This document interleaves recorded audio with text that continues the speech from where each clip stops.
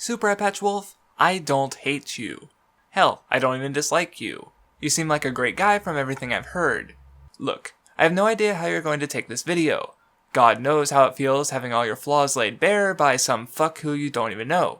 But I'm still making it. Not for clickbait or views, I'm not monetizing it, and YouTube isn't my career. This isn't a fucking drama video, or an exposed video, that's not the point. I'm doing this because I think you can do better. You've already improved in some ways from the start of your channel, even if some fundamental problems still remain.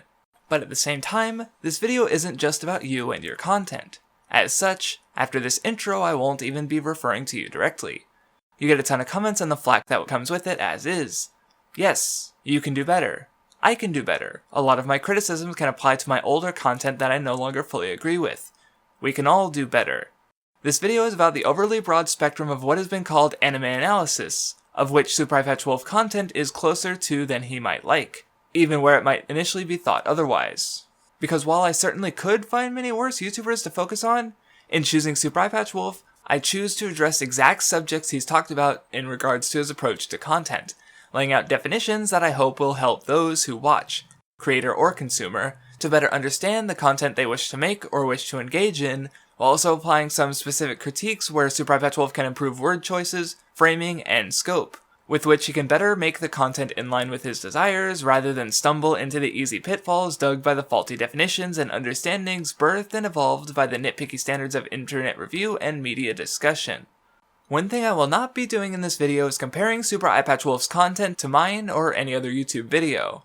While I do have a window into Super Eyepatch Wolf's intent through the comments he's made in Q&A videos or elsewhere, how Super Eyepatch Wolf has, and still does to an extent, approach the matter of comparison is substandard.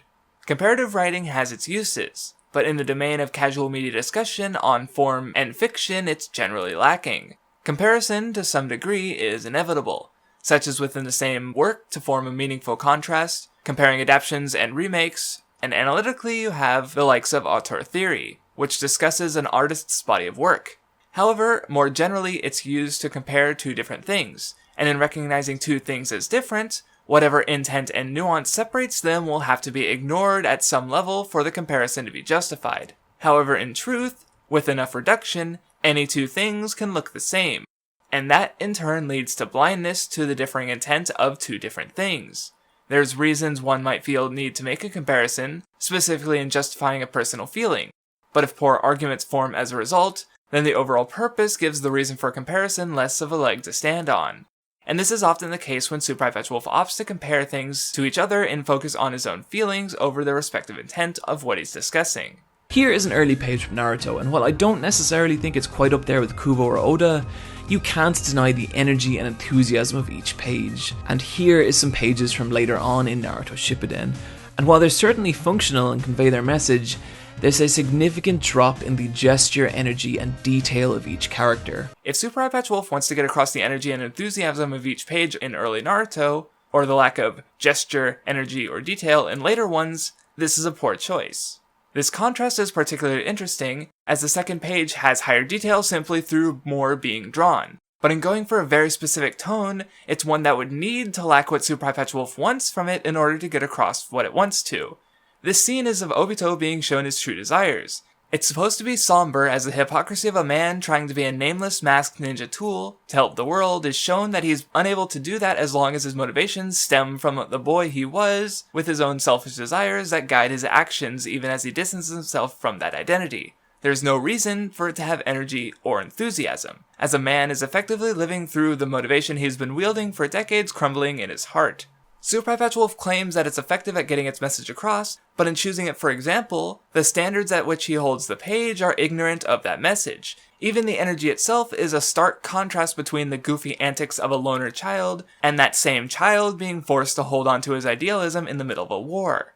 The comparison was one completely ignorant of tone and intent, the contrast being meaningful in ways Super Eyepatch Wolf does not attempt to rationalize beyond the narrative he's trying to push, a narrative more in line with his personal feelings, than in giving credit to the material where it's due. Even if there is weight to be held in the end point, it's held back by the lackluster comparison, and the dismissal of the original intent lost through the clumsy comparison is ultimately unfair.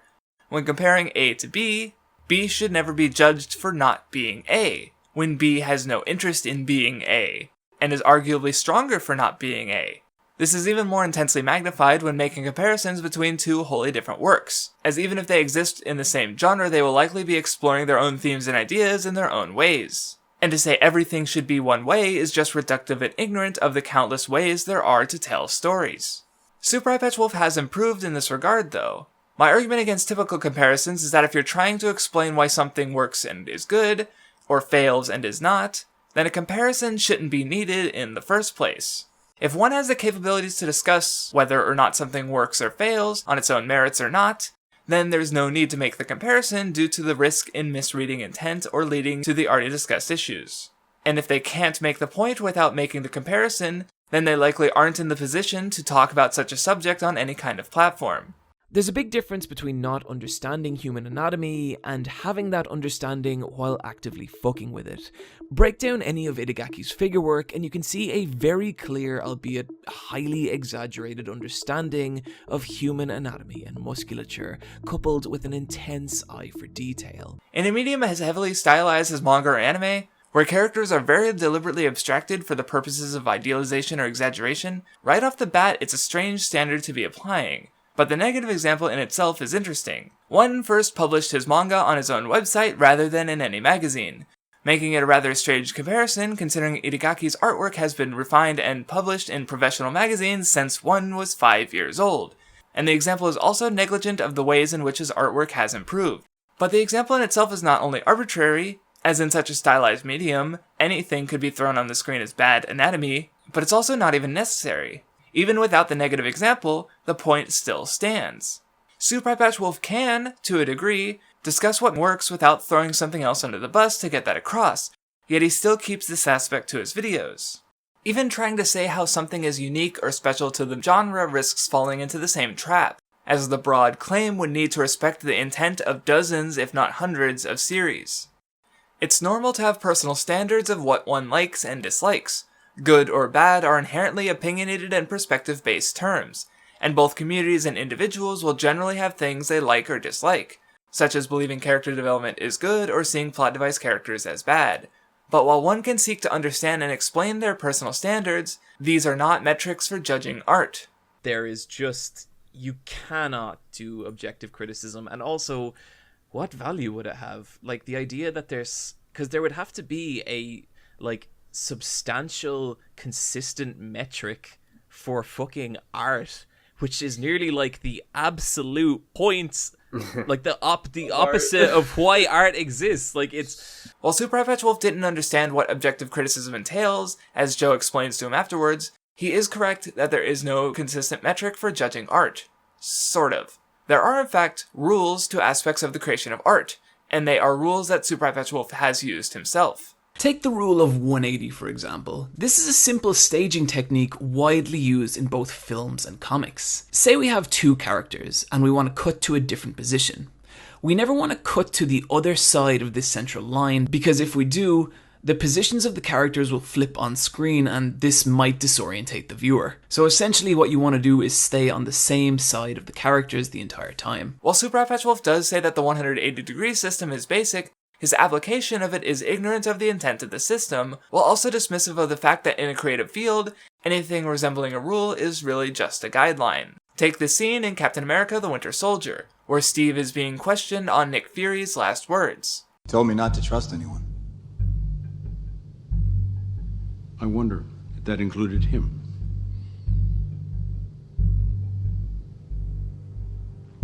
Sorry. Those were his last words.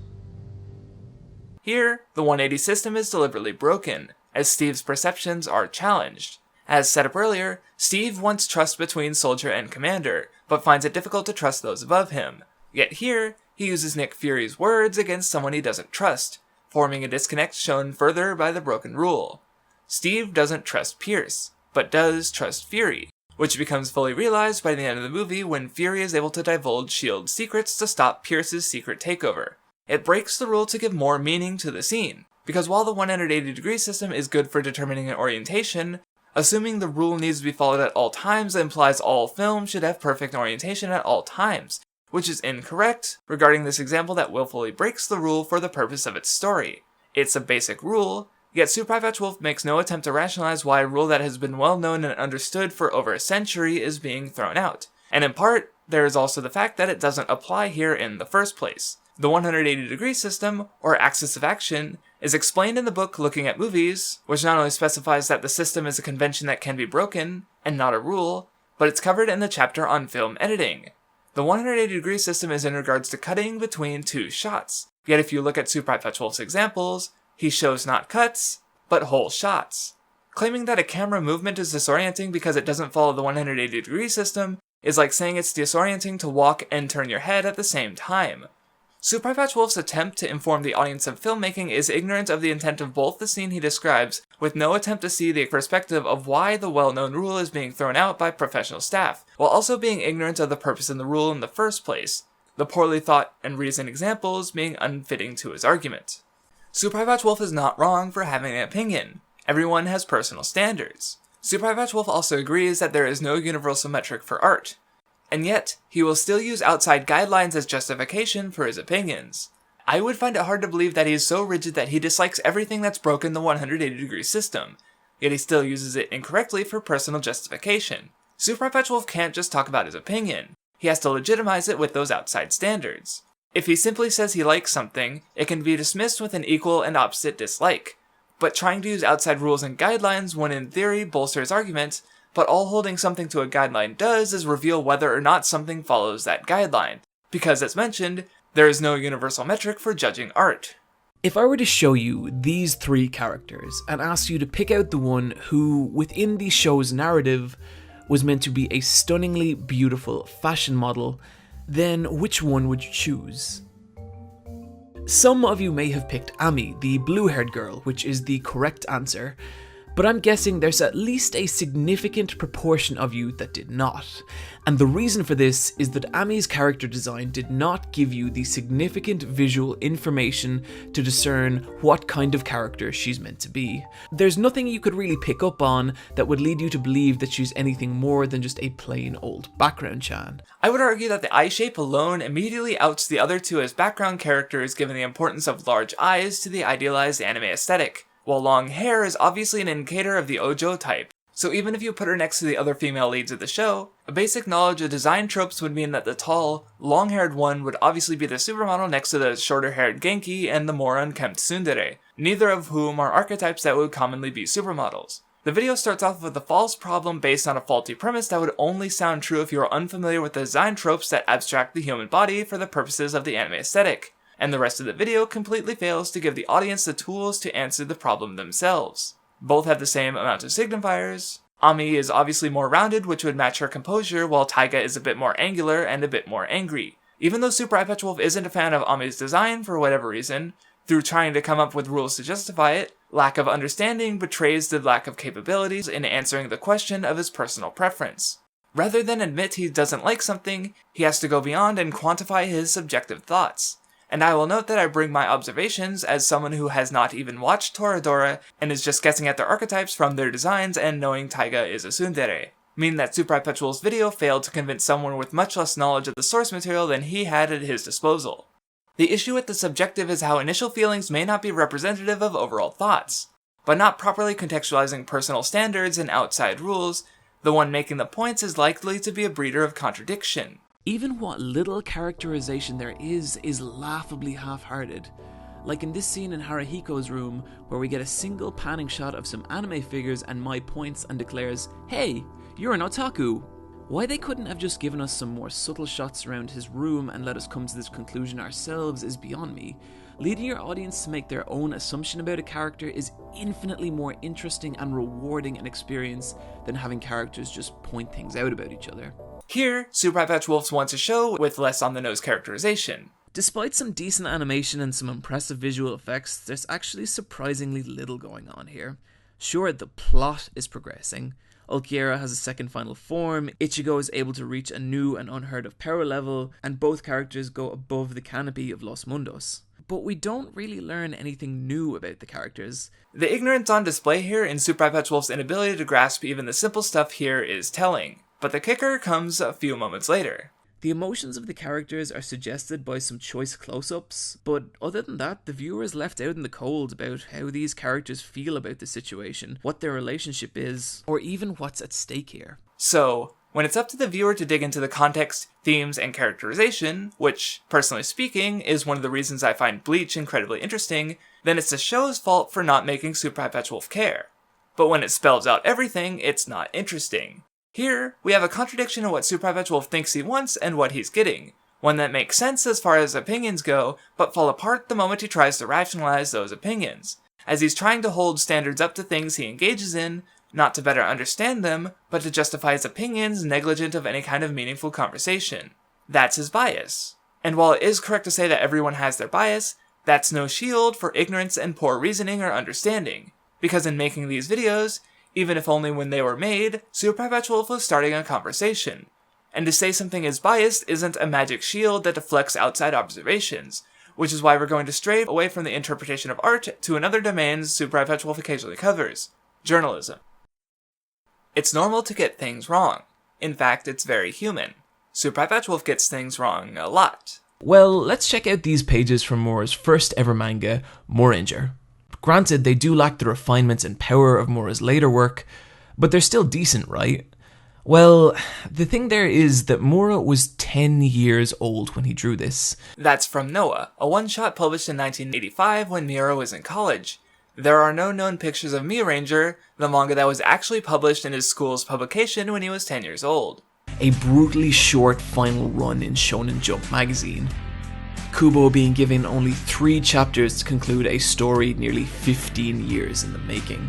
Kubo had all the time he needed to end the series by Jump. It was his failing health that led to him considering ending the series before its planned conclusion. And one thing that kept him going despite his failing health and resulting feelings regarding what he saw as his failure as a manga author was a posthumous letter from a fan who wanted him to reach his desired ending for the series. So while aspects may have been truncated, ultimately the series ending is what he wanted. It was a series where people could suffer grave bodily injury and heroes could die.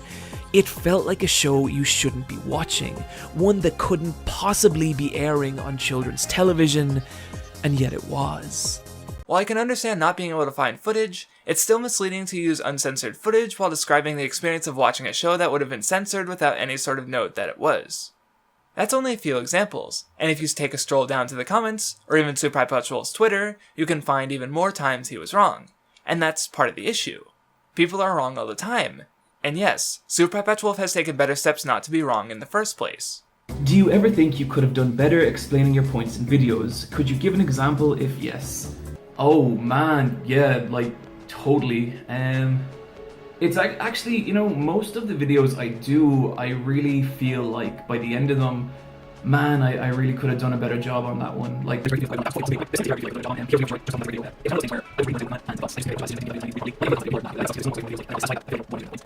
what else? Oh, the Shonen Jump, the current state of Shonen Jump video as well. Because there was like a ton of mistakes in that video, which was like, oh, that felt so shitty.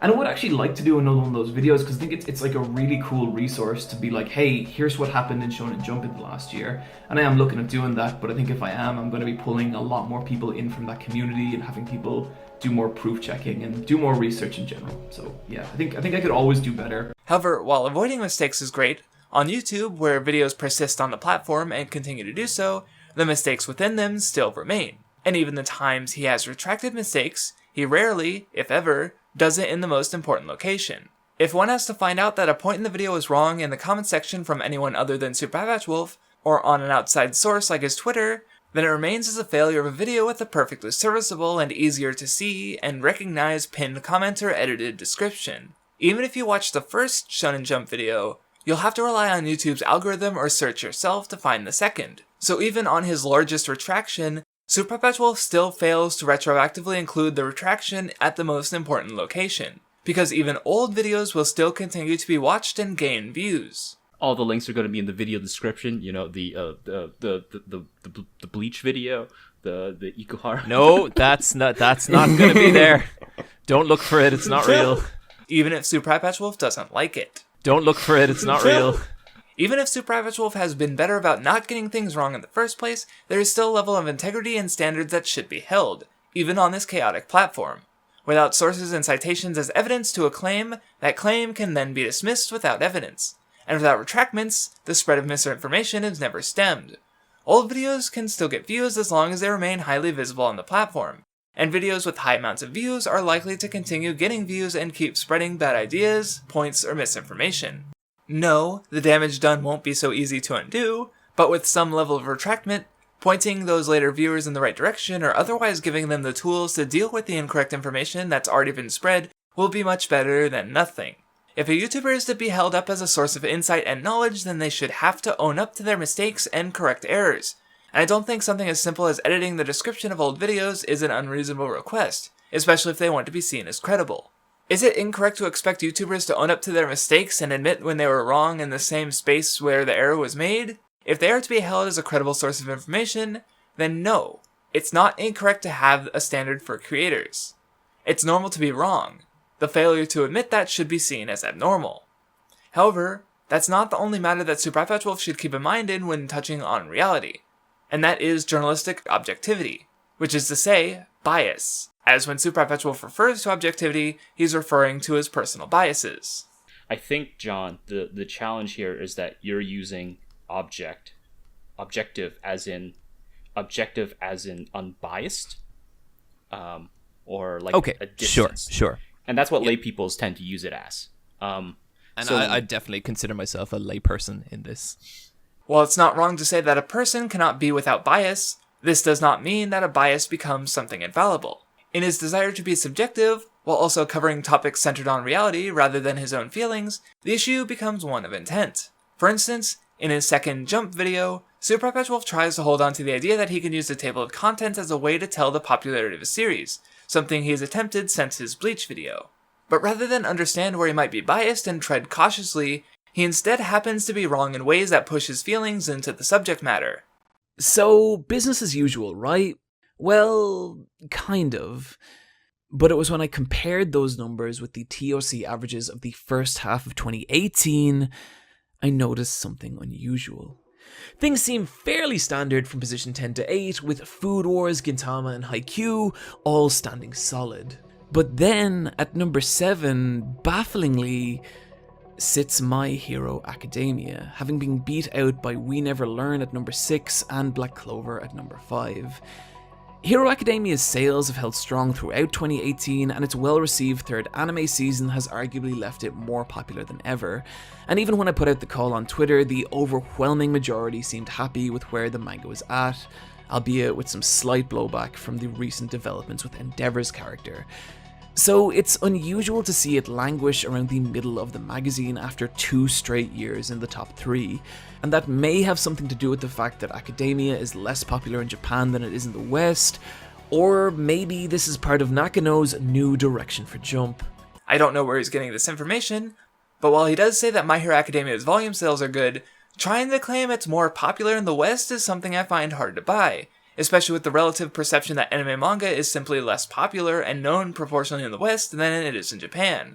Trying to view Jump's marketing advertisements that are the table of contents as some gauge of popularity is a misguided notion that Eyepatch holds onto, despite apologizing for doing the same thing before.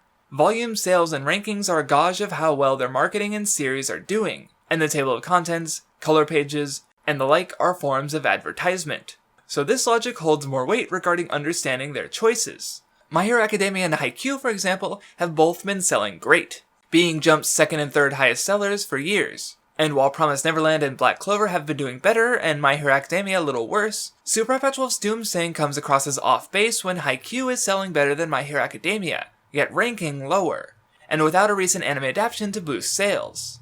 In trying to view the table of contents as popularity is ignorant of reality, but to look at it in regards to attempted marketing, a number of things fall into place. Series towards the back that are likely to be canned have no reason to be pushed, nor does anything that has a consistent fanbase that will likely stick around until the series ends regardless. In general, by pushing a series that's nearing the end towards the back, it recoups the loss that will happen when the series ends, and takes those only reading it with them. By pushing newer series that will be there after, while the old series still remains in the magazine, it lessens that gap. And with the question of My Hero Academia's fall, a series with a well-received anime and huge international success has a similar guarantee and doesn't need to be pushed like newer series might. Whether the push will be successful is another matter, and volume sales data are the only strong metric we have without the raw ranking data numbers that only Jump is privy to. But Super Eyepatch Wolf puts an undue amount of focus on how My Hero Academia is performing specifically, bringing up weird points with no citations to alleviate any issues, with the purposes of hyping up the new, more original series that Jump is pushing even more. So yeah, this is me tipping Dr. Stone to be the next big thing in shonen, and that's really exciting to me. I feel like since the first time I started this channel, there's finally shonen that are taking the core of what makes these stories great and expressing them in new and original ways. Rather than simply address the clear-cut issue that magazine sales, volume sales, and merchandise are likely to be Shueisha's priority, and that table of contents is primarily for marketing purposes, he focuses on his personal interest, originality, rather than just how much marketing factors into the table of contents he's still trying to use as a gauge of popularity. Haikyuu is doing better in sales but weaker in the table of contents, with no mention at all by Super Eyepatch Wolf even though it goes against his observations of My Hero Academia. Observations that fed a narrative that happens to be in line with his personal biases. John, what do you think of My Hero Academia? I think My Hero Academia is fine. Like, it's grand. Part of the problem is me, because I spent a lot of my teenage years watching every shonen thing I could watch, and I think My Hero Academia's biggest strength is it takes a lot of the coolest moments from shonen, it repackages them in this ultra accessible format that you don't have to sit through 100 episodes to watch, and it just feeds them to you one after another. But what that ends up meaning is, like, I watch it and there's never anything in it that I haven't seen but done before, and honestly done better. Every moments that people love in My Hero Academia I've seen done, and honestly, like, with a lot more emotional effect. I don't particularly care for My Hero Academia, it's fine, but spinning a point that specifically relates to praising originality over something perceived as unoriginal in a way that flies in the face of the numbers that would serve as a much more undeniable mark of popularity is something that goes against Super Eyepatch Wolf's own thoughts on bias. I mean, I think if you ignore your biases, they'll just creep in more insidious ways than if you are conscious of them. I think if you That's true, actually, yeah. if you ignore your surface level bias, all that's going to happen is your subconscious bias will take over. Like, that's it. I absolutely agree with that, but there's a difference between ignoring bias and recognizing bias. In recognizing one's bias, it can be set aside, but only after one's own points are questioned through the lens of that bias. Super Eyepatch Wolf never addresses that his points, built on evidence as shaky as it is, are ultimately ones in line with his own opinion, where suspending that opinion would make the points stronger, leading me to believe that Super Eyepatch Wolf is either not being transparent about his biases, or he's trying to ignore them and not noticing the subconscious bias sneak in. I don't know Super Eyepatch Wolf's exact intent, and I'm one to err on the side of ignorance over deliberate manipulations, but it led to a clumsy video that he used to try and make up for a far clumsier series of mistakes and unaccounted for biases. For a review, biases are fine and to be expected, because the purpose of a review is to determine whether or not something is worth an audience's time or not. So when Super Eyepatch Wolf says, some series are just too close to home, too embedded in our own personal narrative, and coming at them in a way that could be considered in any way objective or impartial is impossible. That's fine. He connects to the series in this way. Maybe the audience will feel the same and want to watch it, or they already feel the same and now a video exists to represent their views. But in trying to report on the status of a company doing business, one needs a different set of standards. Ones that Super Eyepatch Wolf seems to understand but does not appear to practice himself. If he primarily wants to talk about his opinions, I actually don't have a problem with that as long as it's framed properly. Conceptually, there's no issue with his content. I've heard the sentiment that rather than talk about big, popular series, Super Eyepatch Wolf should shed light on smaller things. But I also think that while the series he discusses are popular, not everyone has seen them, and that overhype can at times keep people away. So while some of his points within the videos are poorly realized, sometimes the things he discusses are that good, and getting more people into the things he likes is something I totally understand. And if that's the intent of Super Eyepatch Wolf with that aspect of his content, that in itself is fine, but the actual topics he covers go beyond merely his personal opinion. And that's kind of a big issue with his content. Because rather than just talking about his personal experience and feelings, Super Eyepatch Wolf attempts to broaden the scale and scope of his topic beyond the domain he has knowledge for, which, more often than not, reveals his lack of perspective and general ignorance. One video the issue is particularly clear in is his video, The Impact of Dragon Ball Z, which attempts to mix both how the series personally impacted Super Eyepatch Wolf, while also trying to explain its impact and popularity overall, with mixed results through some poorly conceived points born from a lack of perspective. Most children's entertainment of this era was structured to be highly episodic, with entire plot lines developing and concluding in a single episode. And so if there was a villain, they were usually designed to be introduced, fought, and defeated in the same 22-minute span. And for decades, this was how children's television worked, clinging rigorously to the monster of the week formula, as seen in shows like the Teenage Mutant Ninja Turtles, He-Man, and Thundercats. While the episodic point is true, even in the clips he's used, there's images of Mum-Ra and Shredder, who would recur throughout their respective franchises. Even if the plots were episodic, the villains remained and returned in constant conflict with the main characters, the same also being true of Megatron, Skeletor, and Cobra. This kind of villain had actually been around even longer on Japanese television, coming to prominence in the mid-70s with classic Sentai shows like Kamen Rider, and eventually permeated its way into the power-obsessed anime and manga of the 80s, where underpowered disposable villains were routinely obliterated by hyper-powerful heroes like Kenshiro. The advantage of these disposable, replaceable bad guys was that it was a simple, repeatable, episodic formula. Here's where the point falls apart in particular. In the reduction of Fist of the North Star to having episodic bad guys, even though the clips he uses have a reference to Shin, whose presence lasts across his arc through his lieutenants, and claiming Souther and main antagonist Ra-Oh are just episodic bad guys is a sign he hasn't actually read or finished the actual series. The disposable point can be freely applied to Dragon Ball Z as well. This is also yet another aspect of the series that would come to define what shonen battle titles were, with major moments of even modern titles still featuring the same kind of transformations that were defined and popularized in Dragon Ball Z. Popularized, sure, but this observation is purely Western perspective speaking. Aside from the obvious history in Magical Girl series and Tokusatsu, in which transformations were a staple, Kamen Rider Black RX had form changes, just before the Kaioken, which was first used in 1989. Also pertaining Kaioken you have Saint Seiya, and in particular, Kinnikuman's KKD. These two series are also of particular note because Kinnikuman has ties and influence to One Piece, while Kubo noted all three as being some of his favorites as a kid. And Super Eyepatch Wolf's choice of clips for Naruto would be the QB transformation, which, semantically, is an external source of power. The saddest part is that up until here, Super Eyepatch Wolf makes some fine observations that would have been of no issue had he been talking about Dragon Ball Z in the context of itself. But in trying to make it something more than just his personal feelings of Dragon Ball Z, he neglected a piece of knowledge that he'd even discussed in an older video. Kinnikuman's contribution to shonen in general is vastly undercredited in the West. As a side note, this is also another series that's contribution to shonen is generally undervalued in the West. In trying to explain how one series was influential, he ignores that influence is far more messy and complicated than one series doing one thing. Super Eyepatch Wolf ultimately doesn't have a strong perspective or scope on the topics he's attempting to cover. Even though if it were smaller, in just focusing on how he connects to the series and what it does on its own merits, the video would have likely been stronger as a result, but instead carries insufficient points that weaken the whole. Old Super Eyepatch Wolf videos in particular would make broad claims without insight or relevant sources to support them. And when everything is going wrong with the show, we can only really blame one of two things. Either a tumultuous production cycle caused by either a lack of time or money, or, and this is the one I'm betting on, an inexperienced or unsuited director.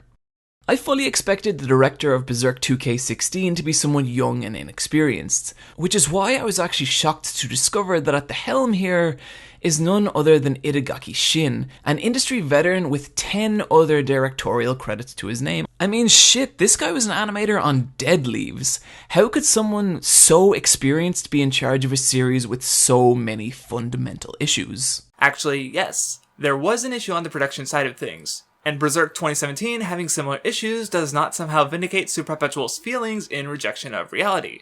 I can totally accept that Berserk 2016 could have been an accident. Budgeting, scheduling, staff issues, any number of reasons outside the creator's control could have resulted in the low quality of the first series. But now the second season is here and it's just as bad, and in some cases I'd say worse. And so it's becoming clear that this is all intentional. A shoddy adaptation pumped out at the lowest possible quality, safe in the knowledge that the people who love Berserk will support it regardless. No! Super Eyepatch Wolf rejects facts in his attempt to legitimize his dislike of something that anyone remotely critical would already say is not worth your time. Super Eyepatch Wolf does not know what happened during the production of Berserk 2017. He does not know the director's vision, and he does not have the insight or knowledge to take a guess because he watched an anime. Rather than try to understand the actual issue by reaching out to someone with connections or expertise, he simply chooses to stick to his guns in ignorance when he could have just not tried to make his video bigger than his personal opinion. I don't like Berserk 2016 or 17. Here's why. The moment he tried to talk about the production was the moment the video became something beyond his opinion, in a way that gives no credit to the staff working in the infamously brutal workplace of anime production for most studios of long hours and low pay. Trying to interpret things based on opinion is fine if you're talking about art, but not reality. He can get across his opinion without trying to demean the work of people who could have chosen to do something else in their lives. And yeah, he does that. It feels plastic, something designed to appeal to a very particular audience and not something anyone ever thought was a genuinely good idea in the first place. It's hard to feel that at any point in the show's production there was someone who actually believed in it, that there was any soul to the project at all. And that's what boils my blood with this show. When I think of the passion and life this author pours into every stroke of his manga, and seeing that passion maligned in a production that feels so cold, so lifeless and without purpose. One that seeks to emulate the surface level concepts of Ito's work without respecting any of the heart or craft that brought those concepts to life in the first place. This mentality of Super Eyepatch Wolves is understandable given the Western capitalist culture, but underneath it is an uncomfortable truth. The avoidance of that truth seen in the passion he sees in Ito's work, among his praises for other media. One thing that becomes abundantly clear after going through enough old interviews with these guys is the incredible amount of work that went into each and every script. Not only are these pages breathtaking, they're also somewhat of an oddity in manga. It's rare to see so much work poured into the construction of the world a story takes place in. Effort. Passion. These empty praises are ignorant of the fact that if not for effort, nothing would have been made or done. And the biggest factor in so many types of work is not effort, but time. Anyone waiting for new Main Abyss chapters would know that Tsukishi's schedule is far from regular because the manga is a digital publication, chapters coming out even less frequently than monthly at times. Monthly series in particular have a tendency for higher levels of detail due to needing to make less pages a month than they would during weekly publication. Production doesn't reward effort. It rewards speed and benefits from time. I understand the desire to appreciate creators, but it shouldn't be at the expense of one who produced things that just aren't good. Just because a studio or director made one thing that you thought was trash doesn't mean they can't have made something or will never make something that you might like in the future. But in trying to focus on effort, the effort he feels, he makes an empty praise of what is honestly the norm. Because mediocrity can have plenty of effort and passion behind it. I'm not a fan of Hiro Mashima's works at all, but his productivity is insane considering he's on his third long-running series, while authors whose work I like more struggle with health issues, despite doing less. I suppose Togashi could stand to put in more effort, right? Like Mashima? It's a bad mentality regarding a big issue occurring simply because Super Eyepatch Wolf has his need to praise series. He's a reviewer, of course, but his praise is often samey. These are the little touches that make him feel alive. These are the nuances that trick our brain into considering him as an actual living, breathing person, rather than just a cartoon villain. It feels real because Oda has taken the time to develop it. It's these imperfections that made Eva feel real, and it gives the character a nuance that feels real and sad. Meaning Agretsuko feels less like a mascot and more like an actual person. Repetition isn't the death of content, especially if each instance stands on its own. But the issue with Super Eyepatch Wolf's repetitive praises is that many of them are empty. Something feeling real, for instance, is called verisimilitude, defined as the appearance of being true or real. It's an intrinsic part of storytelling and narratives, further defined as rules of the world and how they might be explored. No story is real, but a story that can get across its ideas without contradiction achieves verisimilitude, and by definition, it feels real. Using it as praise just boils down to proclaiming the typical as something grander and more astounding than it is. Any kind of praise gives vindication, and the audience who's not at the level of discussion has no room to respond without the knowledge to contest the basic praise of any kind. We start off on the right with the mink men getting angry at Zoro, then Zoro in return getting angry back, then Luffy responding to Zoro, this dog lady adding to Luffy's response, and then an entirely different conversation taking place on the other side of the room. That's 5 sequential events from a single unbroken panel, and this creates the illusion that as our eye travels from right to left here, time is actively moving with it, which makes it feel like this is an actual event unfolding before us, and not just a group of isolated incidents. And if you're skeptical of this, just look at how less engaging this scene is if we insert some panel breaks. The flow is lost, and so is that sense that we are observing an actual scene unfolding. It's telling that Super Eyepatch Wolf would suspect that anyone would be skeptical of his observation, because it's far from anything new or interesting. It's a basic facet of the medium, yet somehow, for using a basic element of comics, Oda is somehow a genius, potentially better at drafting manga than Toriyama. But Oda may be the only author I've ever come across with as solid a grasp of this as Toriyama, and in some cases I'd say even exceeds him. Time moving across a panel is intrinsic in any panel with words, sound effects, or some kind of action, as broken down in Scott McCloud's Understanding Comics, where he explains the concept while utilizing the medium to show and tell, revealing the artifice of time in manga panels that Super Eyepatch Wolf, with his limited scope of knowledge, came to think was noteworthy of One Piece when it's been known and documented as an intrinsic part of the medium since before One Piece existed, as Understanding Comics was published 3 years earlier. If there's anything to be skeptical about, it's that Super Eyepatch Wolf didn't explain the concept well enough. Without the knowledge or expertise in what he's talking about, despite not knowing much, in feeding common ideas as something greater, he impresses large audiences that are more or less ignorant. And you can see what happens when this fails in his infamous video, What Makes a Hero Feel Real. Some might consider it among his worst videos, which is certainly fair as it contains some of his weakest points. But what I find most interesting is in comparing the response of both Super Eyepatch Wolf's general audience and myself. Whereas fan reaction was less than positive, I would argue that the issue with the video is the same as with his point of time flowing in One Piece's manga panel. This video doesn't really stand out among the rest of his content in the points he's trying to make, but the difference in response reflects the difference in knowledge of the viewer. Because while the layman might not have thought about manga panel flow or time passing, they would likely know all about the protagonist and the antihero, so Super Eyepatch Wolf's observation he posits as new ideas fall flat to an audience who's already had the knowledge in the first place. With that knowledge already ingrained in the audience before watching the video, the clumsy attempt to redefine something that didn't need to be redefined went sour. In failing to recognize how basic his knowledge is and trying to add to the conversation, Super Eyepatch Wolf spreads bad ideas that damage the discussion, and in no way is this shown better than again in his One Piece video. There's a little misconception I'd like to clear up first, and that is the criticism that One Piece has weak character writing because it lacks what people are referring to as character developments. And I think it's important to draw a line here and define the difference between character development and character progression. Character progression can also be referred to as the narrative arc of a character. They start at A and eventually end up at B. And it's a powerful storytelling tool, but not one that is required for good story.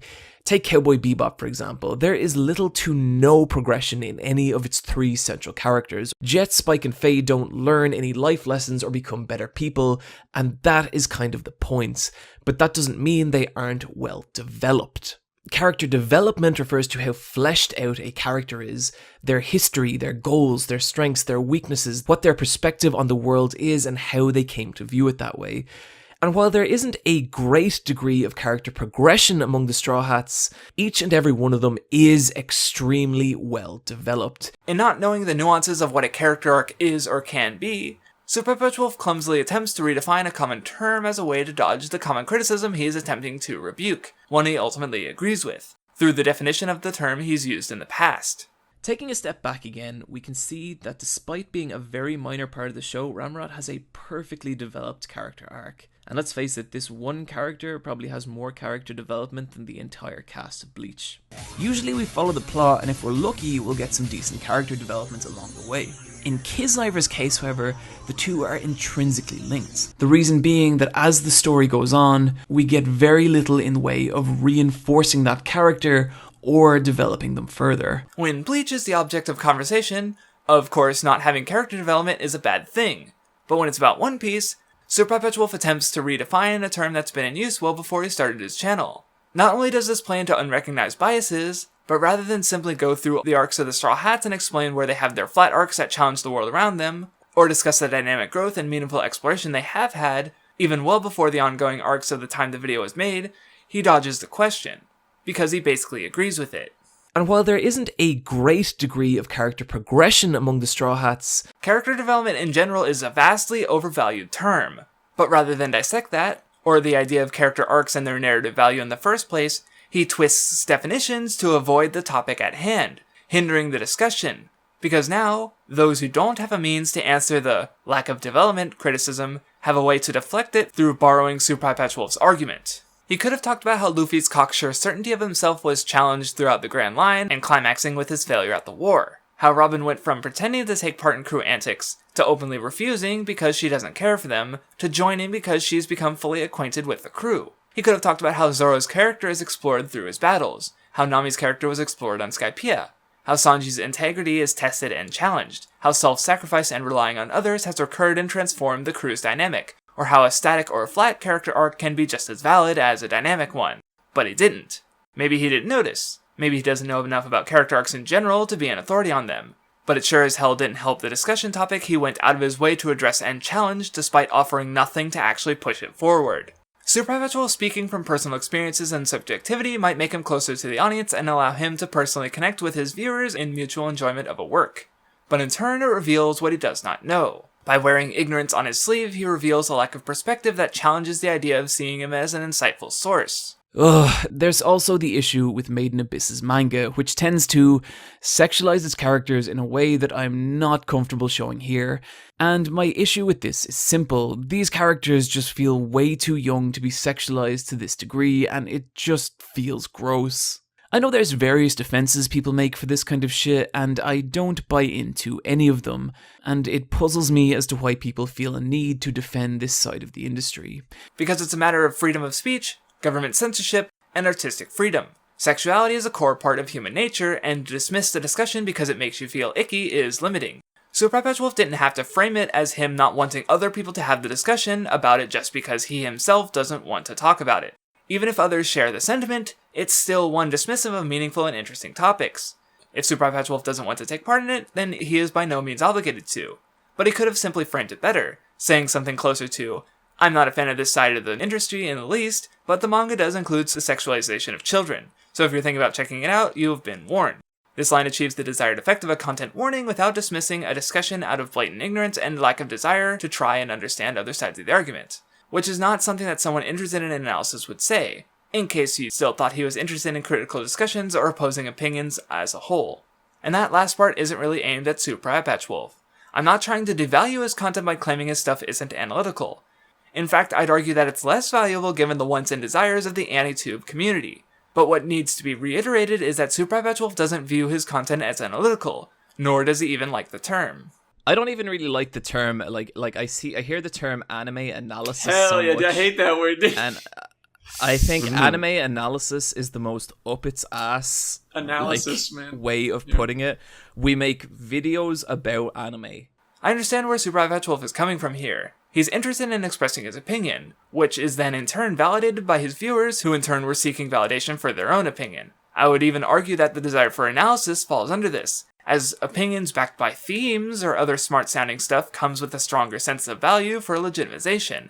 And this can be seen in a lot of supposed analytical YouTubers who, by and large, make reviews judging the overall value of a work and whether it's worth the time of the audience. There are pros and cons to that, and I think viewers and creators should be more aware of their opinions and what they want out of the platform with that in mind. But in regards to Super Eyepatch Wolf, his mindset is fine. He doesn't want to be analytical. He just wants to use the platform for what people seem to want the most out of it. That said, he could probably still stand to make some changes and better understand what might qualify as analysis if he intends to avoid it. Like, sometimes I'll get people on Twitter and be like, hey, I like your videos, they're nice and objective. I'm like, what the fuck are you talking about? Part of the issue here is what objective means, because it could refer to a few things.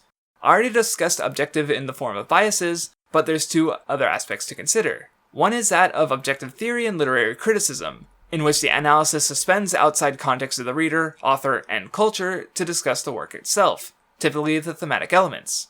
While I can't say I agree with it being the ideal or only form of criticism that's valuable, as discussed in the linked article, I do think it's worthwhile to achieve a better understanding of a work. But while Super Eyepatch Wolf does talk about the themes at times, his approach is certainly not one of objective theory. However, an aspect of objectivity that everyone engages in whether they know it or not, very much including Super Eyepatch Wolf, is that of objective claims and opinions. Wrongly opposed to opinions is that of fact. And the idea of trying to find fact in a fictional story which is comprised of language built on a history of storytelling might seem unusual. But that is in itself because a fact is merely an objective claim proven true. A claim is defined as something that can be proven true or false. For example, if I were to make an objective claim that spaghetti sauce is red, I might have to prove it with evidence. Because from a subjective viewpoint, such as color blindness, it might not be. An opinion isn't provable. I could say I like spaghetti or the color red, and you would have to take my word for it. It's all merely language used in discussion of all kinds, including critical discourse. Because while Super Eyepatch Wolf claims to use subjectivity, he does frame his opinions with objective language, backing up claims with evidence. He doesn't frame it as something that only made him feel something. He attempts to discuss the form and impress on the viewer how it's supposed to make them feel, and treads the subject of how the brain processes various information in the form of various guidelines of media creation that were discussed earlier. If Super Eyepatch Wolf merely wants to express his opinion, then he could stand to frame it that way. But as is, he's making objective claims. And even if they are based in a history of film and literature discussion, he's not backing his talking points with any kind of valuable further reading or foundation with which to understand his point of view. Because as is, despite claiming his content is not analytical, it sure reads like analytical texts. It's not an opinion if it's backed by evidence which can be contradicted and potentially disproven, as much as Super Eyepatch Wolf wants it to be, because that's what critical analysis is, making and proving objective claims with reasoning and insight. Super Eyepatch Wolf makes and aims to prove claims, but he is neither insightful, nor does he have good reasoning beyond his opinion. If most of AnyTube is analytical, then it's mostly just half-baked reader response criticism. It's pretty rare you'll get anything notable out of that. Most of the time it's just, the work has this thing and I connect to it, so I like it. When a good reader response is supposed to come to a deeper understanding of the work, serve as a way to gauge overall response to a work in regards to general psychology, or allow for a foot in the door on topics of queer or feminist theory on older works through more modern sensibilities. Super Eyepatch Wolf never should have been seen as an analytical, and neither should most of AnyTube, but because of the current state it's in, here we are. Super Eyepatch Wolf honestly has a good thing going. Even if his content could stand to improve in so many ways, he's not the worst the platform has to offer. And as for what I would suggest to him, or those who see his issues in their content, avoid poorly thought out comparisons ignorant of individual intent, or better yet, just avoid them entirely if possible. Retracting past mistakes is as easy as editing the description of the video, and should be a standard if YouTube is to have any sort of journalistic integrity. Learn to distinguish between personal preference and guidelines in the form of opinion and objective claims. The moment you try to offer evidence or otherwise make a claim you're trying to prove, is the moment you're starting a conversation where you could be revealed to have incorrect reasoning even if you still have your opinion by the end of the conversation. Stating that your claim is merely interpretation or opinion invalidates it, and doesn't serve as a shield for bad claims. And not recognizing one's tastes and bias leads to a higher risk of contradiction, especially when having a clear picture of one's tastes is important, such as for a reviewer. Viewers of analytical content need to recognize that critical analysis is far broader than I touched on here, and what has been considered anime analysis is even broader than academic critical analysis. Creators should stick to what they know and not make something basic seem like more than it is, or try to make broad claims about a genre or medium they don't fully understand the nuances of. If possible, Super Eyepatch Wolf has two ways he could advance his content. He has a big platform and good presentation, which can be a great source of information and knowledge if he were to lean more into academia and analysis, chewing up concepts for wider audiences to better understand. The first 2/3 of his spoiler video is a great example, as he bases his points off actual research before it reels off into awkward postulation. Videos like What Makes a Hero Feel Real or What Makes a Good Character Design lack this kind of backing, but still reveal a desire to better understand and inform of general aspects of storytelling, despite mediocre execution. If you were coming from a place of more knowledge and less ignorance, aiming more to convey existing knowledge rather than to try and add to a conversation without the knowledge, he could still be a solid source of educational content without spreading his personal opinion framed as bigger ideas. But that's not really the core of his content. So in the event that he leans more into doing reviews, then he similarly has a great platform for getting people into things. Some of the things he talks about are really that good, and the people who already like that thing having something to connect to is great. I just wish the ones he did of things I happen to like weren't full of subpar observations and points.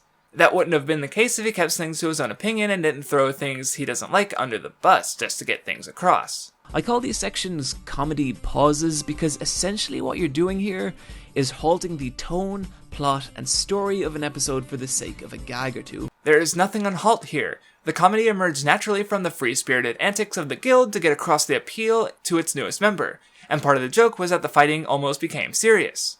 Super Eyepatch Wolf just made me defend Fairy Tail.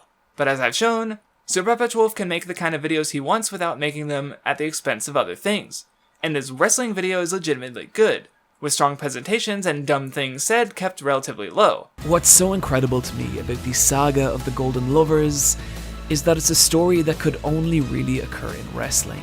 I mean, yeah, the Golden Lovers sounds like a good storyline, but it's hardly one that can only be told through wrestling, as it's got some clear similarities to Naruto and Sasuke. Super Eyepatch Wolf can talk about what he's interested in. That's fine. He doesn't have to make videos for me. Chances are, even if he fixes his content, I'll still find it boring because that's not what I'm interested in from the platform.